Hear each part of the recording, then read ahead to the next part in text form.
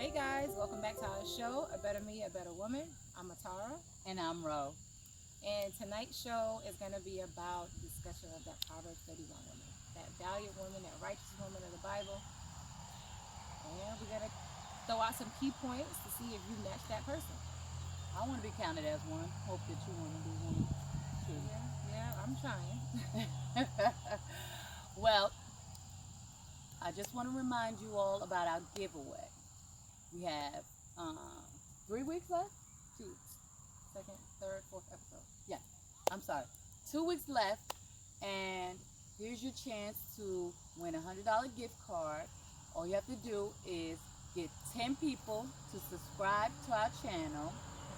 And once you get that, just email us at abmabw18@gmail.com. Once you do that, you can continue doing groups of 10, and we re-enter your name into the contest. So the more you get people to subscribe, the better your chances are. Now, who doesn't want a $100 gift card? I mean, I want one. gas, groceries. I know you can use it. But tonight we've decided to talk about that Proverbs 31 woman because even in our nation, in our nationality of being Hebrew, there's a lot of women out there that don't fit that description of a Proverbs 31 woman. And tonight, I plan on pointing out some key characteristics of Proverbs 31 woman, that Eshet Kayil, that brave, courageous woman, because there's a lot of Jezebels. And never mind our dogs, we're out in Goshen, and you may hear the dogs bark a little bit. Never mind them; they're just being overprotective. But I think they want to be in a video. they want their shine. But that's what the show is going to be about tonight. We want to make sure that you know what type of woman you are with the type of characteristics that we're going to discuss tonight. And also, things that you might need to work on, because everybody doesn't have it. We all don't have it all. There's a lot of Jezebels out there. A lot of westernized Israelites, a lot of westernized Hebrew, a lot of westernized Christians. Because even though you have a lot of Christians that say they're Christian, they're still westernized and they don't follow their grandmother's steps. So that's our focus is going to be about that tonight. And with discussing that chapter, I took it upon myself to read that chapter a couple months ago, and I noticed that there are at least 20 characteristics that Bible breaks down of a virtuous woman.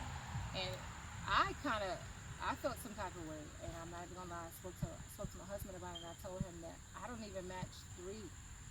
It was hard for me to match 3 and say, well, yeah, that's me. And when I got to the third one, I was like, well, dang, that's not me. And I was raised as a Hebrew. I was raised in this way of life, and my mother raised me to be righteous, and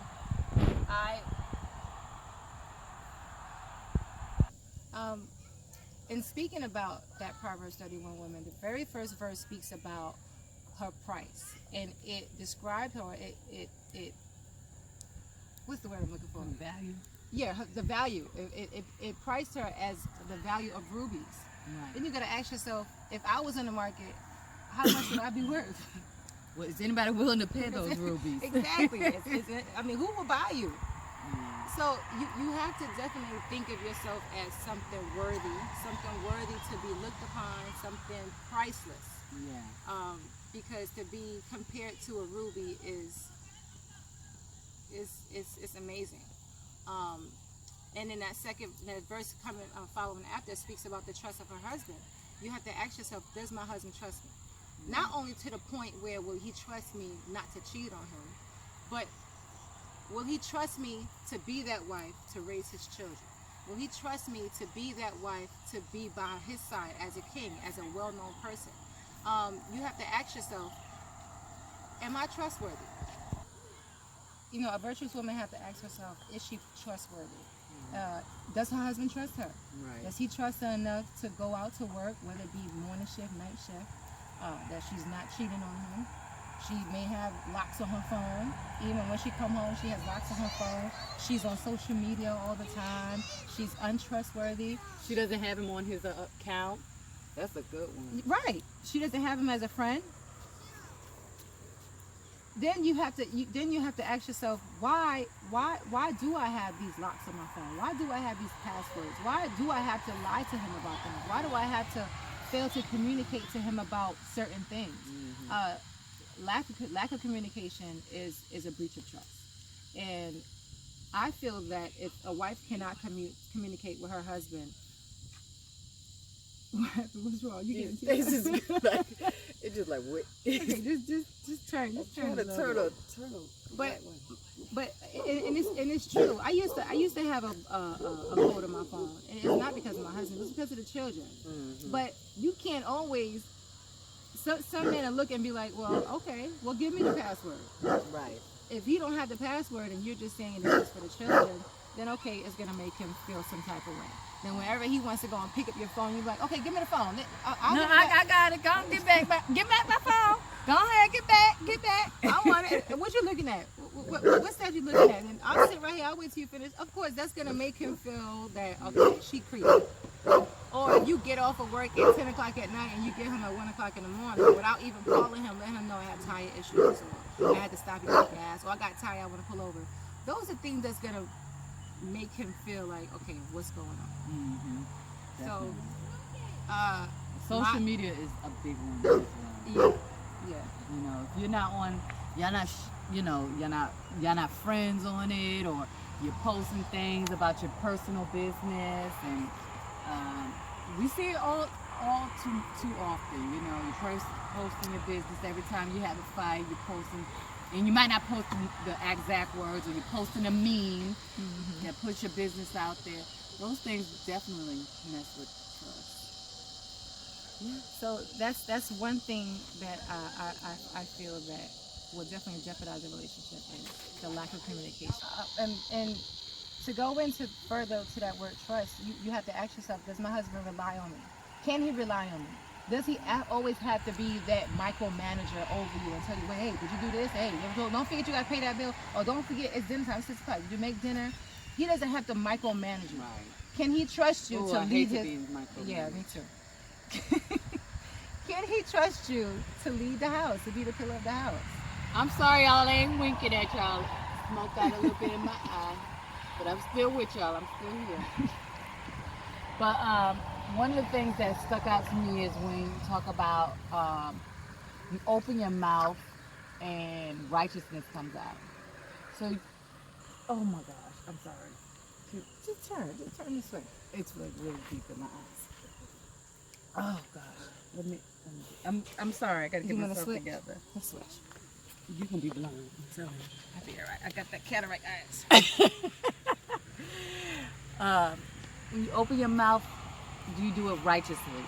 That doesn't always mean that you have the most wise words, but to me that also means what you say, your word is your bond. What you say you're gonna do, you do. When you're not sitting up gossiping, you don't have time for that. You have so many other things to do that your mouth, when people hear your voice, they know that something's coming out wise. Even people who don't know you should be able to come up to you and say, you look very wise. Or you know, I heard you speaking to somebody else. And I mean, one thing I've always entrusted was customer service. And that's just an example. Customer service to me is like you're making a person feel better than they did before they started talking to you. So if everybody you met felt like they had a better day or a better experience because they spoke to you, that's what that means to me. You know, and that's something that we have to work on. You know, I know that sometimes things that happen in our lives, we get disheveled and you want to start the cussing, but carrying on. And in addition to that, you have to know how and when to speak, not only to your husband, because that can cause ruckus in the house. Even though you may say, well, I was right, he was wrong, but it's your deliverance, it's your response to his reaction. You also have to learn how to use soft words. I want to plug this book. It's called Fascinating Womanhood. I don't remember the author, but a lot of you ladies out there are reading this book, and this book is awesome. I mean, I picked up the book probably about 15 years ago, and I read the first few pages and I put the book back down. I'm like, I'm gonna burn the book. But I'm not trying to give nobody kudos, but I will give my husband kudos. Reading this book now, being in a relationship with him, I can appreciate the book now because he is that type of man that is willing to change. Right. Even though he gets stubborn sometimes, and but he's willing to change. And that book is giving me definitely a huge eye opener to accept him as he is, and not be willing to change him. Yeah, we can. Right. We can sit down, we can talk, and we can discuss certain things, but that book has definitely given me an eye opener on how to speak, how to respond, when to speak, what to say. In addition to the husband, when we chastise the children is not going to understand that they're doing something wrong if all you're doing is yelling and screaming at them. Honestly speaking, that's how I was raised. I was raised around it was a masculine home. My father was masculine, very masculine, militant man, 8 brothers. So that's all I was around, is yelling at, no, you do that, you do. And I realized once, Nasi told me, hey, you can say it this way and still mean it the way you say it, but the children is not going to understand. All they're going to hear you is like, Ema yelled at me, or Abba yelled, Ema yelled at me. It's your delivery, and that's what I recently learned by reading that book. Again, I want to let all you ladies out there, even if you're not married, go to Amazon and pick up that book, Fascinating Womanhood. There's only one book out there with that name, with that title. I don't remember the author's name, but I can definitely put it in the comments below after the show, and I want you guys to read it. It's a wonderful book. Also, I was thinking about the verse where it talked about pleading for the poor. So many times we think about our own family, but we have to really focus on the needy, because we're all just one paycheck away from being poor ourselves, or living in a car, or doing whatever. Just over so even if you're rich, it can happen to people who's rich. It happens all the time, you know. Some of your stock fell, or this, or whatever you got going on, a business doesn't go through, or you get shut down. It can happen to all of us. So we also have to always remember about the poor and putting their needs first, when you have excess, take it somewhere where you can drop it off and give it to somebody else. Charity. Donating charity. I know one of my biggest things I do, and this is not to glorify me, but if I see somebody on the side of the road, I always give money. And I know that sometimes they're getting alcohol, drugs, or whatever, but that's my little thing that I always try to do. And I've also taught my children, I want, we got to teach our children that's important. I know our children call the homeless people, they call them the homies. When we was in Atlanta, we were feeding the homeless, and my son didn't understand the homeless, and he said those are the homies, and from that point on we was calling them the homies. So it definitely gives them a different outlook on what type of people they are. At least it doesn't allow them to degrade them or look down on them. Right. Giving them that title or that name as the homies, at least they can not relate to them because they're not homeless, but at least not look down upon them. Right. So they see them as people as they are. Yeah. And it also teaches them, if you start them while they're young, they'll forever be doing this. Going out and donating, whether it's time, money, or anything else. Also, another big point was she considers a field and buys it. That's for all my entrepreneur sisters. I'm so excited that I have so many friends and family that have started their own business and just done it.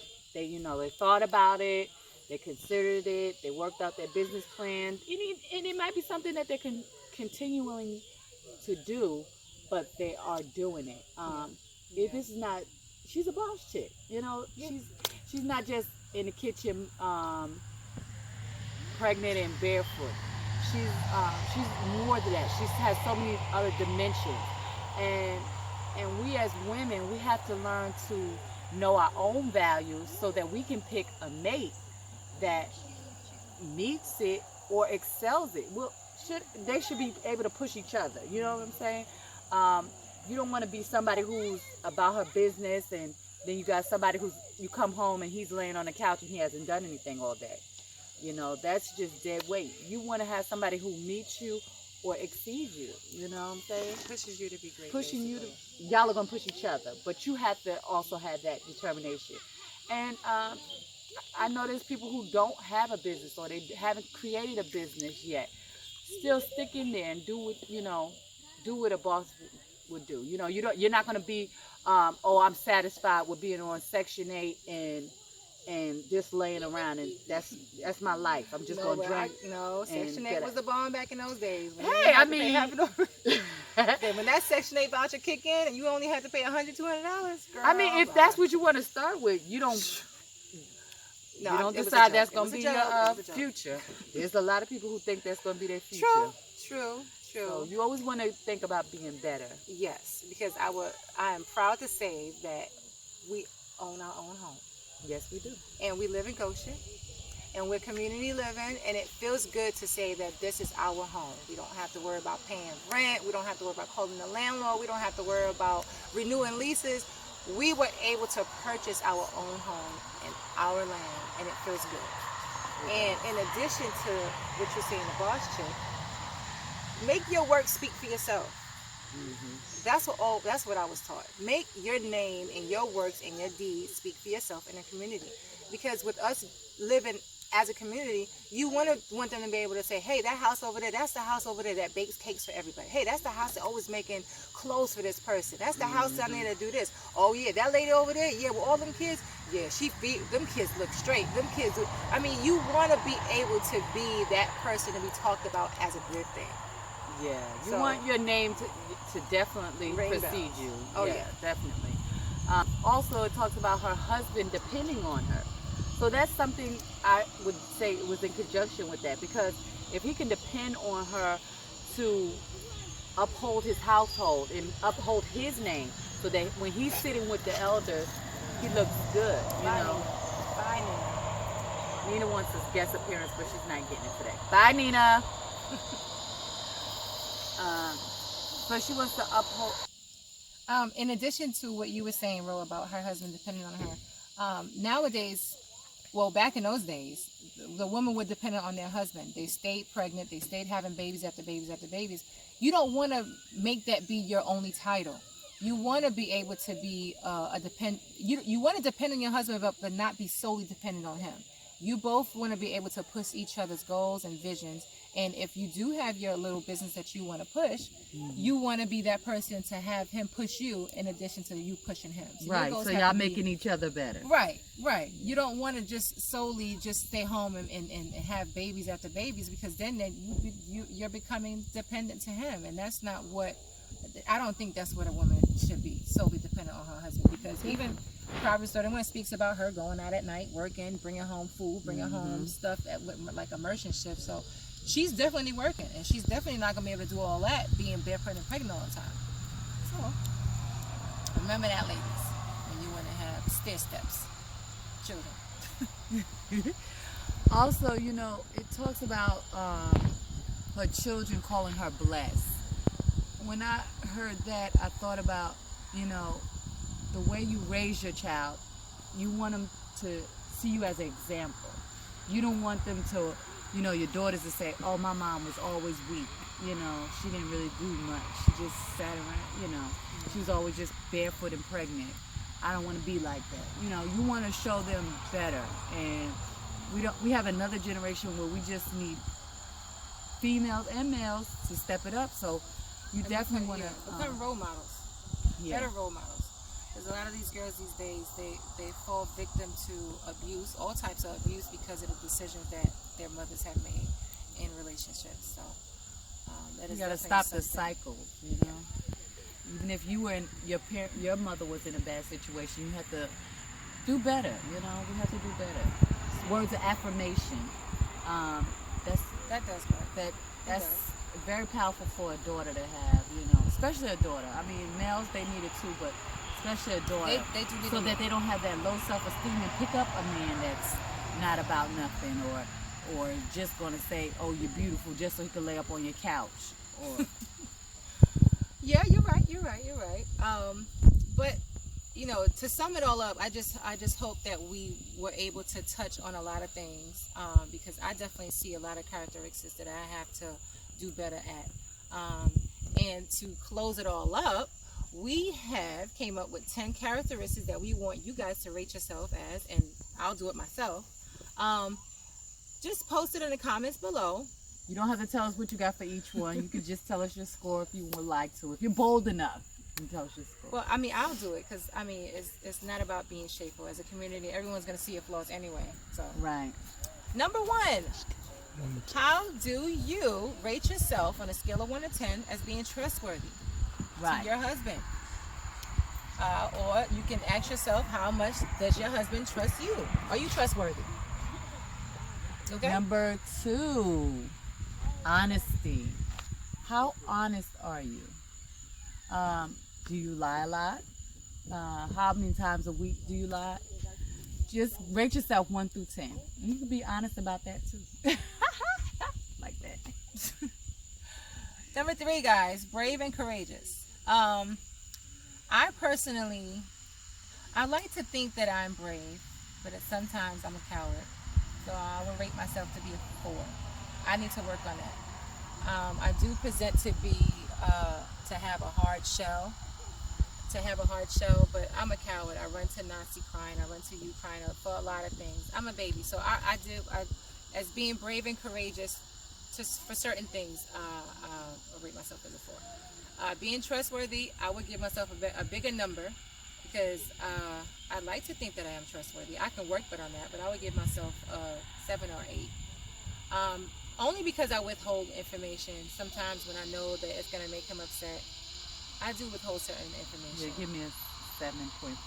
Yeah. So I need to work on that. Being honest, I think it coincides with being trustworthy. So yeah, I need to work on that as well, because my weakest thing is withholding information from him. When it comes to the kids' grades and how much money did you spend, and or if you think your kids are going to get in trouble, you're like, yeah. So I do have to work on that. So trustworthy, honesty, and brave and courageous, ladies. Rate yourself. Number 4, goal oriented. We have to start somewhere, ladies. Let's get out there, get an organizer, whatever you have to do. Get your goals wrote down for 6 months, a year, whatever you want to do. Next. Goal oriented. I'll probably rate myself as an 8 or 9. I think I'm very goal oriented. And I want to start wrapping it up because it's getting dark, and I don't want the hyenas to come out. So number 5 is being organized, and number 6 is industrious. I like to think I'm very organized, so I would rate myself as an 8 or 9. Well, I'm a little low on that scale. Industrious, but I am working on that. Industrious. Oh, I did get planner. a journal, a planner. So yeah, I think that knocks me up to a 9. I think industrious, I would rate myself to be 8. And I'm not patting myself on the back. I think that I am. I mean, you said I am, right? Not in this video, but you have. Yeah. Okay. Ladies, rate yourself. Number 5, organized. Number 6, industrious. Number 7, caring. I think that's one of mine. So I'm a big teddy bear, so that is really like one of my good ones. Yeah. Good one for that one. Yeah. I'm caring too, but I think the militant structure of being raised is, I'm like, listen, I don't care. Just go away from me. But then after all, I'm like, dang, I was kind of harsh to the children, and I was kind of harsh to my husband. And even though I'll probably stop talking to him for a couple of hours, I need to work on my little caring part. So I would rate myself a 6. I'll rate myself a 6. Humble and jealous. Humble, I need to work on that too, and I think I'm getting better, so I'll rate myself a 7. I give myself a 7. I'm gonna walk away most times. We both can be 7s. We both cannot be 7s. That's 7? No. Okay, I'll take a 5.5, 6. Okay, that's right about you. I'm a little. Yeah, I can be. Yeah. Okay. I'm just gonna stay away. So I guess that isn't always the humble approach. It's just more like running away. Yeah. Number 9, jealous, and not how on a scale of to how jealous are you, but how well do you contain your jealousy?